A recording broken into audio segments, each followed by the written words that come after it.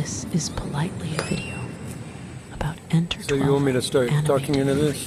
Yeah. Tab Lucas character, the voice of Rob He's attracted Owens. to women more like the way a man is attracted to a mom, like it's love, but it's not sexual. However, all he knows is sexual attraction. Like, women love him in a very sexual way. They're the kind of women that want to have babies with him. They want to be with him. They want to, like, earn his affection. He's, like, not a 10. Like, men look at women as, like, okay, they're a dime piece. They're 1 through 10. But, like, they look at him like there's no other guy like this. He's tall. He has a deep registered voice. I like to think that he dresses real nice, but naturally, like he shops at Neiman Marcus or somewhere like that. And he just knows how to fit his clothes together naturally. Like, whether he gets dressed by someone or someone dresses him or he dresses himself or he's getting dressed in front of another girl, it's very laissez-faire. Like, he doesn't really care. Like, he thinks about them. Do you know that Tab Lucas shops thrift? Really? Yeah. That's so interesting. It seems like... And this is the reason why. Enter Twelva is based on retro aesthetic when thrift stores were booming with sales for vintage clothing, handmade, mostly handmade clothing. But you kind of get that, right? You kind of get the feel of it, right? Let me think about that. Like, no, I didn't get a retro feel. It was like what they used to call like retro-futuristic. Like, it's a futuristic time frame from the point of view of like people in the 80s. Like what the people in the 80s used to think of the future. You know, we're talking about lasers and Commodore 64s and Amigas influenced, like, you know, the idea that the RGB screen of computers is like what you see, and their futuristic spaceships will have that. You see that in Star Wars. Star Wars, you know, when they're looking at the screen, it's like, you know, very simplistic, but you can take that, like they did it with the newer Star Wars movies. I mean, so Enter Twelva to you is like Star Wars? It's the way we think of Star Wars now. It's kind of complex. It's like, okay, we know that the people in the 80s and 90s, we're 80s and 90s kids, so we look at that futuristic technology from the basis of what we had. We had Nintendos, we had like TVs that would like have static in between channels and stuff like that. Right. So in the future, that's the way we thought it would be, an advanced version of that. Well, now we're in the like 2010s or whatever the fuck year it is, and we think, okay, that was like a simplistic way to look at technology because now we have holograms and like AI and stuff like that. Okay. So if you intersplice those together, that's the general aesthetic, plus the idea that there is some romance to the older styles, 70s, 80s, our parents, you know? So Enter Twelva is a broad concept. Like, you've got more than one area in Enter Twelva that has a white ground and a pink background, but you've got multiple areas that are different than that area, and it's all the same planet.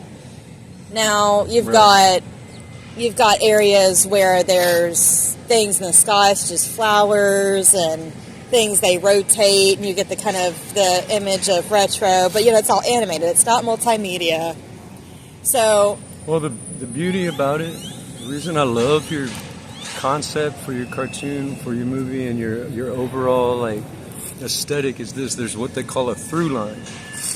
There's two things every writer has to find when they're designing something they're trying to create. They have to find a through line. Like, what is the general through line? Yours is mental health, really.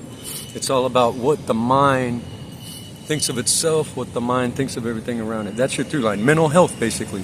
There's sick people that have been worked on in their brain by some mad scientist up in like some weird advanced laboratory that's like either working for the government or like maybe separate from the government, but has like... So, I mean, besides all of that, and it being like, you know, mad science and Star Wars and the concept of what I would do if I were them, because these are my characters and I'm trying to screenwrite what I would do if I was them. That's what writers call... what I would do if I was them. That's what... Sorry to interrupt. That's what writers call a voice.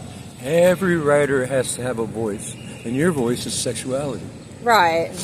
it just bleeds through every single framework that you built. The nipples showing from that guy with his chest exposed, the man getting dressed in his supple lips, all the characters you created are like gorgeous men, the same way like Aerosmith's, Steven Tyler is sexual, just oozing like sensuality. Yeah, I that's your caught voice. all the sensitive men that I could ever remember, and there was plenty of them. I forgot their names. I forgot where I met them. Some of them I remembered where I met them. Some of them I didn't. And a lot of the backdrop concepts are little minusculely inspired by what they were before on Earth, but really Enter Twelva is not centered on Earth. Enter Twelva is centered on another place, another time, another realm, another reality where everybody is in alignment. Nobody has to bully anybody. Nobody has to torture anybody. Everything is just fine. But we have evil guys that want to have all the power. So they try and make them have nightmares all the time and walking nightmares so that they don't get, they don't like believe they can get there, but they can get there, So like, for instance, Tab has originally straight hair. Tab's character has originally straight hair. It's blonde, isn't it? And he is a dirty blonde. Dirty blonde, yeah. And so he's got notes of caramel, notes of light brown, notes of golden blonde. Yeah, it's the all-American concept, I would think. And in one scene of his, adolescenthood, he is picked on for not having the same kind of hair as Bri, and this is earlier into when they meet and everything, and so he cuts his hair off and he curls his hair he perms his hair to curls, and some of it doesn't, and little fish shells or whatever, but he's one of those really sensitive men that if you get him just as good, then he'll just crack. And it's like a woman putting on makeup. She's putting more of herself onto herself. Well, Bri had more money at that point than Tab Lucas did. Well, Tab Lucas shops at thrift stores. I'm sure he gets his perms done with like a friend, or maybe even he bought I don't know how you perm hair, but he bought the devices somewhere where you can just save money. So for the rest of the animation, Tab Lucas stays with permed hair, and it's all in episode 1 where he keeps his curls in alignment. He keeps everything in alignment to make sure that there's no curl out of place. He stays kept, and then there's this scene that he just goes wild, and he's totally not kept. He goes all crazy. I would love to he's see like that. He's like that kid from Home Alone that just sprays cheese whiz in his mouth. That would be a classic scene. And he's like, you know what? I'm alive. And he goes like, woo, woo. And I know when I heard you do that one time, I was like, oh my gosh, he's going to be the voice for Tyler. He does it so perfect. And I hope I can. I don't think my voice is clear enough sometimes. I'd have to drink 2 beers, I think. Oh yeah. And really clear my throat and get a deep registered voice and talk to you, right now when I've been going hard in the paint out here in the streets, it's not good, but I want to honor and I want to do well. I think I can. I believe at the library, those studios that we're either going to go to the library or we're going to go to somewhere quiet, a place that has a studio that we could rent the studio, and the studio is for an hour so that we can do all the voice track, and so that we could, get your voice clean, crisp, and clear. We did that with Jacob. Yeah, drink a lot of water, a lot of beer, that kind of thing. We're gonna have plenty of drinks there. We're gonna have lots of water. You don't need any soda. You don't need just electrolyte solution. But it does create kind of a little bit of a haze. So it's either gonna be water or electrolyte solution, just one or the other. But when you have that spark in you that Tab Lucas did, it's you want to go multiple road trips, Magic School Bus. You want to go and you want to be the teacher of everybody. And that's Tab Lucas's mentality. He wanted to be one of those people that was a socialite, that was one of the teachers, that was the main show. He wanted to be the main show, the one that everybody was like, oh my gosh, where are you guys going? And he wanted to be the one to be like, well, we can go too, and everything. So it's like, and then he meets, Spec Lucas, which is Jacob, and Jacob's not here right now, but Jacob is the perfect voice for Spec Lucas. But I am still in the process of writing the screenplay, the screenwritings. So, and some of that will come along the way, like you'll. Oh, it's easy. All you got to do is throw some. Things around, some words around, some sentences around, and work with it. It takes a long time to make an animation such as Inner Twelva, even if it's just the first episode, and it being at least an hour and 30 minutes long. That's fine. So. And I think Stephen King said it best, to kill your darlings.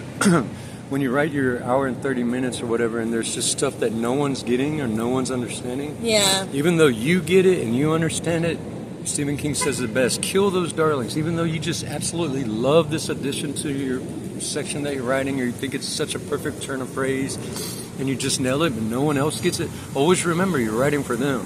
Right. You're not just writing for yourself. That's the whole reason we write, is to express ourselves to others. So you have to kill those darlings, he said. I mean, well, above all else, this was going to be a private animation.